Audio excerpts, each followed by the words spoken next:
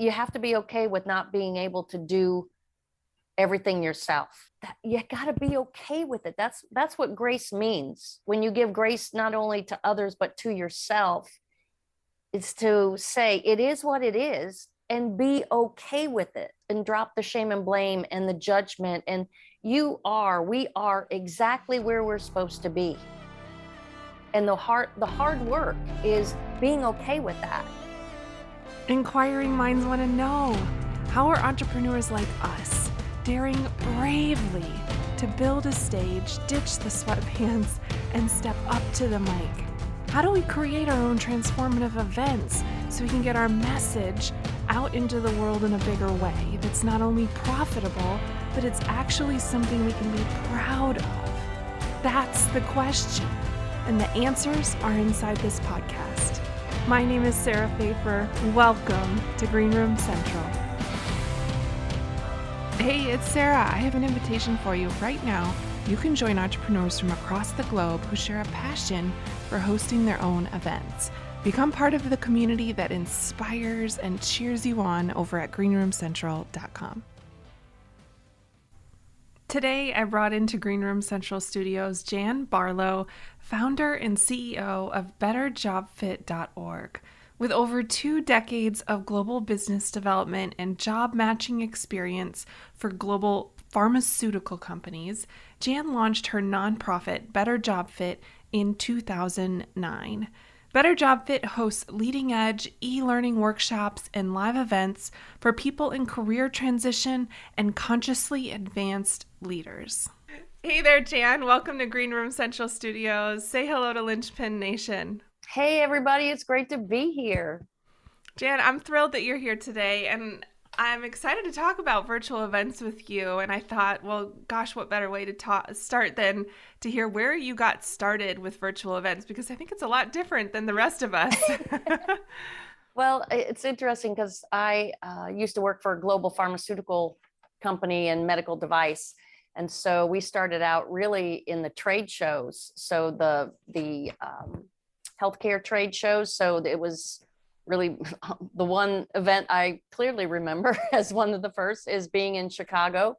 And we had a live surgery with one of our doctors that was operating with our laser and conducting a live surgery on a real patient.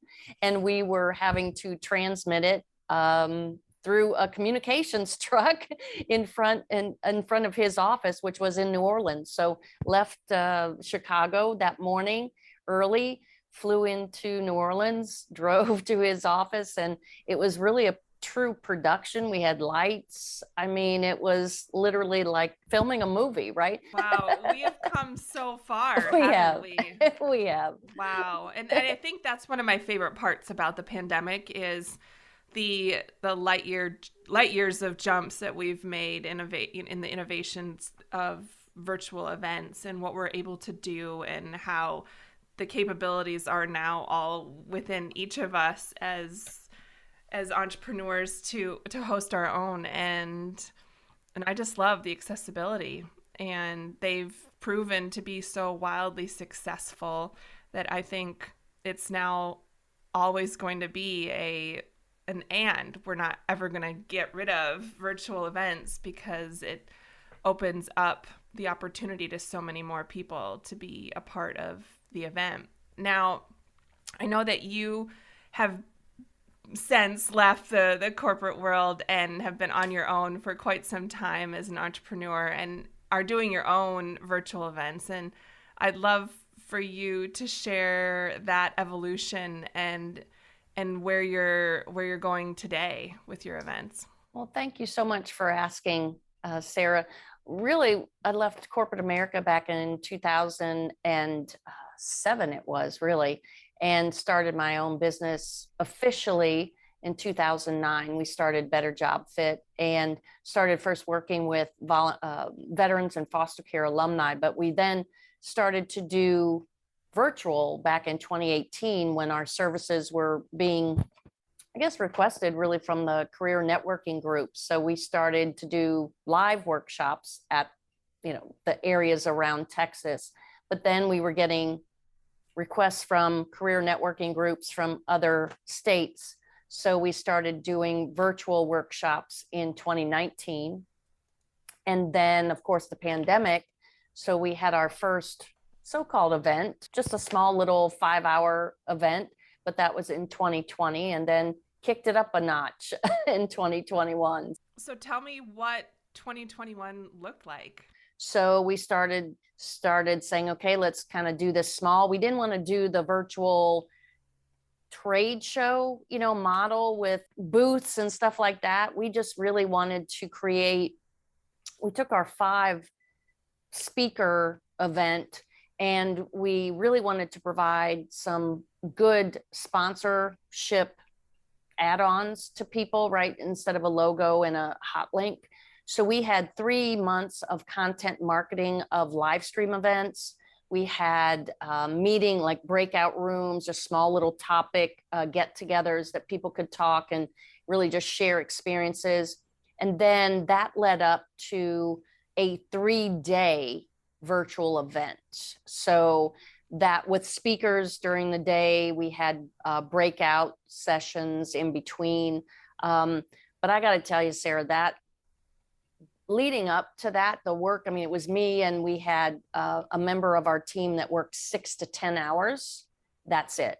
So it was a lot of work that a lot of people really don't see it, right? Unless you do it, you really don't know what's involved. Because I found all the speakers, I co-created with all the speakers. You're communicating back and forth. You're, making sure that, all the agreements are signed. So I got to be honest, that pushed me almost over to the edge when it comes to stress. But I love that I did the experience so I can say, hey, this is what we did. Looking at what we did and evaluating it and saying, hey, what did we really like about it? What do we wish that we didn't, don't want to take with us, right? It's not like judging it and saying, oh, this was bad. That's one thing I think really is a lesson that when you're looking at your events or whatever you do, you make the best decision that you can make at that moment, and you experience it and look at it and say, okay, if we're going to do this again, what would we change? What does the next one look like? So we don't talk in shame or blame or good or bad judgment. We look at it and say, dang, that just kicked my butt. And I really appreciate that we went through that contrast, but what does the next one look like? Which one, what does that feel like now for you? When you look at kicking it up a notch, I think it helps because now you don't carry failure or that feeling of failure. You just say, okay, what are we going to create now? Right. So this year we're pretty excited because a lot of people that said, like, we want to come to a live event. Hey, I don't want you to miss out. Did you know that this conversation always continues inside the Lynchpin Nation community? It's a free, modern discussion forum exclusively for Green Room Central listeners that will have a profound impact on the way you look at events in your business. Get answers to your biggest questions, hear behind-the-scenes nuggets from event leaders, and get access to helpful templates, guides, and checklists as you start and scale events in your business. Be part of the daily discussion with entrepreneurs just like you. You can join for free over at greenroomcentral.com. I'll see you inside. Aw, Jan, I'm so happy to hear that. What a joy for you to hear that your community is ready to be gathering back in person again, and for you to be able to go into that space and tap into that live in-person energy again. And I know we talked a bit offline and you shared with me that you're going to be hosting this in person in October of 2022, which is so exciting. And I guess I'd love to dive in a little bit deeper and ask you, what's your mindset then for filling that event, for getting registrants? I really don't have to be tech savvy because I'm not, and I'm not about getting 1,000 followers. It's about the relationships and the connection that we make with those people who follow us, right? So to us, it's creating the relationship over the numbers. What's your secret to creating relationships, do you think? Just like what our relationship. I mean, we were referred by somebody, right? I mean, I get a lot of people that refer others to me, and me, me to, to others. And it's those being open to see what wants to be created, and picking up the phone and saying, hey, let's schedule time to honor, to get to know one another. And then being in that present moment to really enjoy that connection with others. Because then it's called connectional intelligence. So when you're really engaged with others and open to hear about them, and I get downloads, and people that, and I know, you experience that too. You get these downloads of, hey, you need to talk to so-and-so, or you'll get a downloaded thought of inspired action. Hey, we could do this together, or have you talk to so-and-so because they might be a great guest on your podcast, right? That's the magic of it. To me, that's the magic of it. But it's also, again, leveraging what's other people's strengths. How can you come together to be a full force multiplier together, right? Yeah. And I'm guessing Linchpin Nation right now is wondering, well, how do you transition these relationships that you're so good at creating into registrants? So what's interesting is this. So as an entrepreneur, you and I both know that sometimes you have to do a lot of different things that may not be your strength. I'm not technical. Okay. I mean, I have no interest in it, meaning there's a lot of tech work involved that I know I've had to do, but it has felt so heavy to have to do it alone. So I invested in myself to reach out and say, okay, I got to find somebody who knows tech, who knows how to build a website and can do that. Right. So that was the first step. And then the next step was, okay, let's look at what we have now at the end of the year. So where are we now in that marketing, or, getting out to our audience? What do we need now? So it's always reassessing, where are you now, and what feels good to go to the next? Because a lot of time we get squirreled up because we're talking to, people that have been on this entrepreneurial journey, and they're further down the road, that got 50,000 followers, or in their email, instead of 1,000. I mean, it's up to us to be okay with where we are now, because that's huge. I know for me, to constantly criticize or judge myself about, well, gosh, why is this taking me so long, and why does it feel so hard to do this? You have to push through and say, okay, what are my strengths? What do I got to, what can I afford, or how can I create a win-win, maybe to help somebody else that maybe this is their strength and in their business, and I can bring a strength to help them in their business. So, I got together with other entrepreneurs, and we helped one another, right? Because none of us could afford to hire somebody, but we could come together, once a month or whatever, to meet for coffee and say, okay, well, what are you doing? Well, what's an easy way? Is there a cheap way I can do this? I mean, that really helped me. And then taking the risk of start investing in your business, and pay somebody when you can, to, even if it's small, like an intern, look, I can pay you, $12 an hour or $15 an hour, or I have $300. So how can we work together, right? It's really, now is really such a great time to open up that communication with others, to say, hey, I need some help. What can you give me some direction, right? That's the scary part, is when you start to pay someone for their advice or whatever, or you invest in yourself, but it allows you to grow. You got a big girl and big boy business now, right? That's it, right? There's something to be said about that. Where have you had to give yourself grace in this event planning process? I gotta tell you, Sarah, that seriously, that June event that we did, afterwards, I had to give myself grace and say, you know what, you can't do it.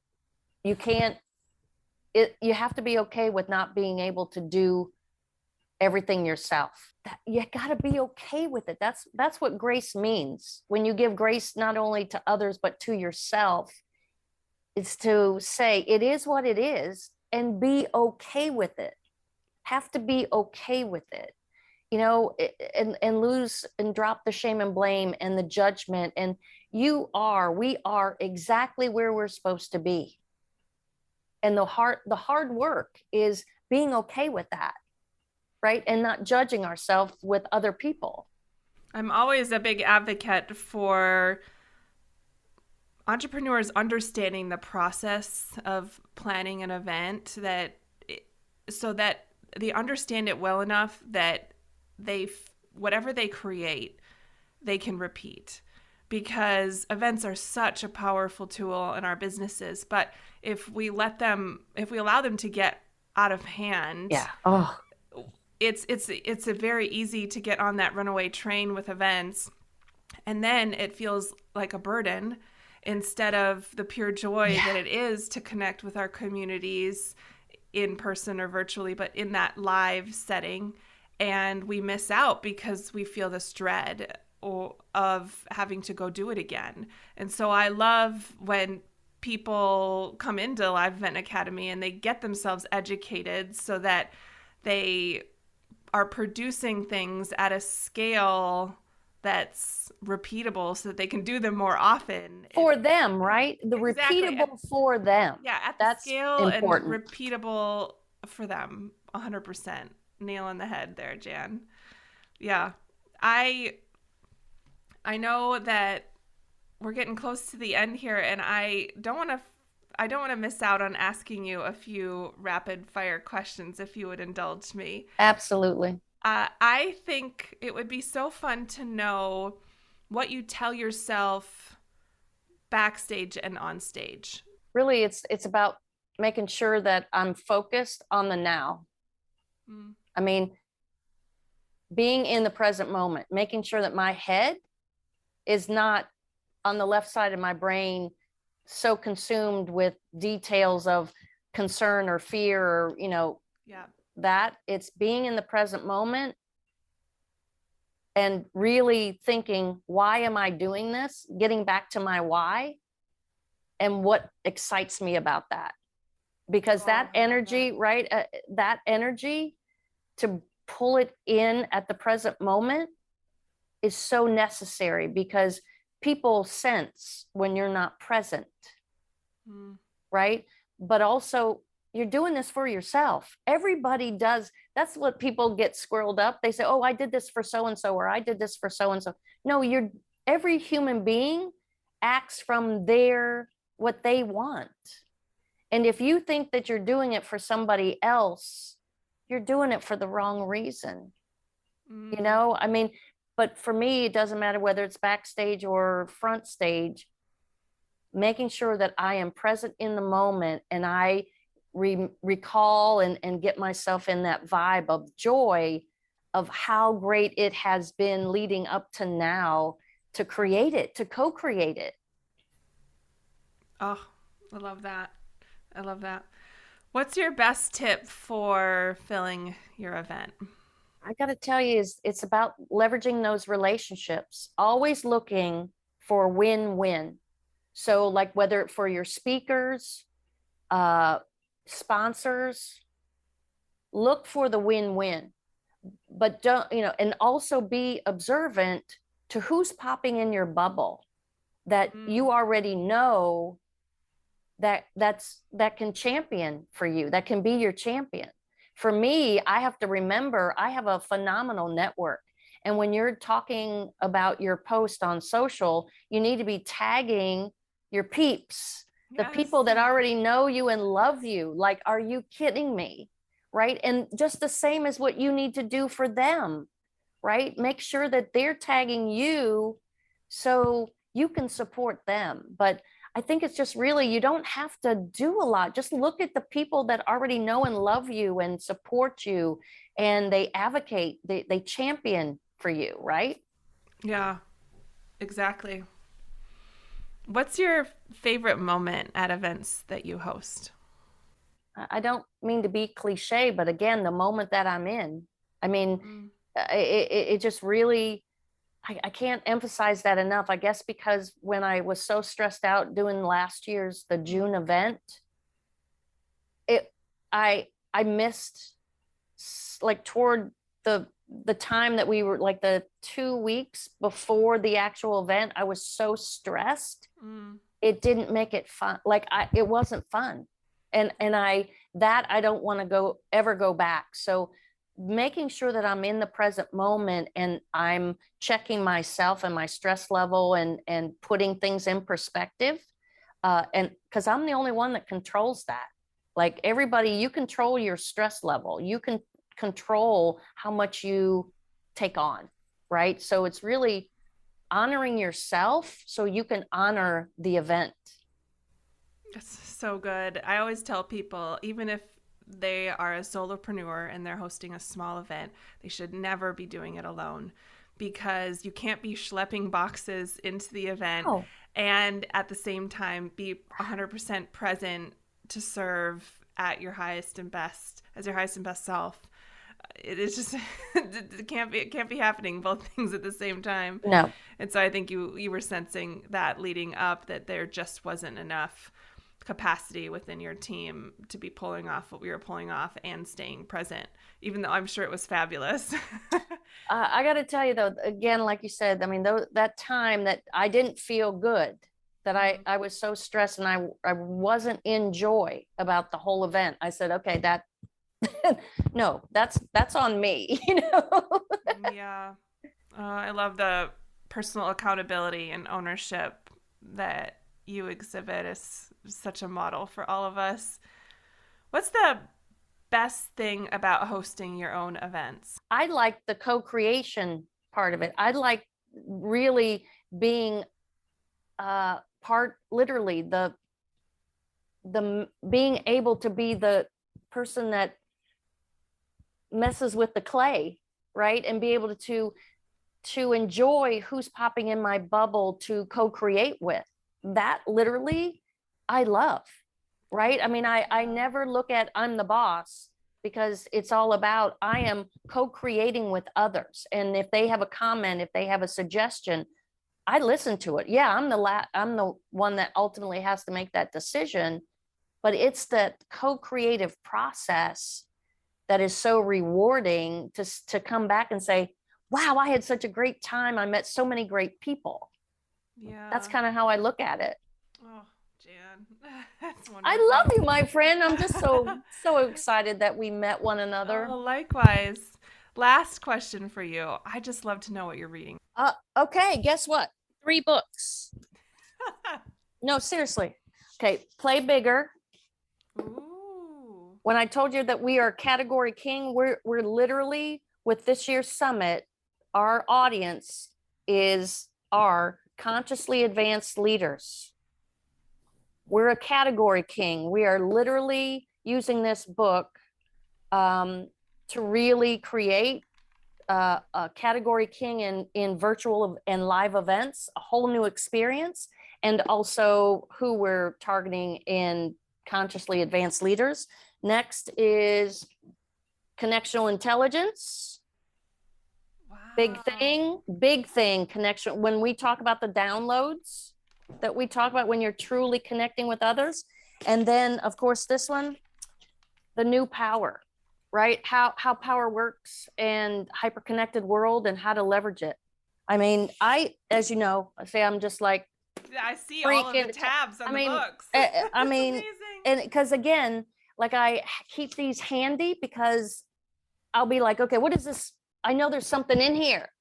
I know there's something in here that I got to have. And that's kind of how I roll with that. A lot of people say, oh, you don't read it from forward to back. No, I mean, you never know what is in here that's not linear, right? That you're called to read about, right? It's just not linear. It doesn't work that way. this has been such a fun conversation. I know that we're going to link up a bunch of stuff in the show notes so people can find you. The best place is... You can reach out to me on LinkedIn. Also, feel free to give people my email address, jbarlow@betterjobfit.org. Just reach out to me. I'm pretty available and approachable. So I love that.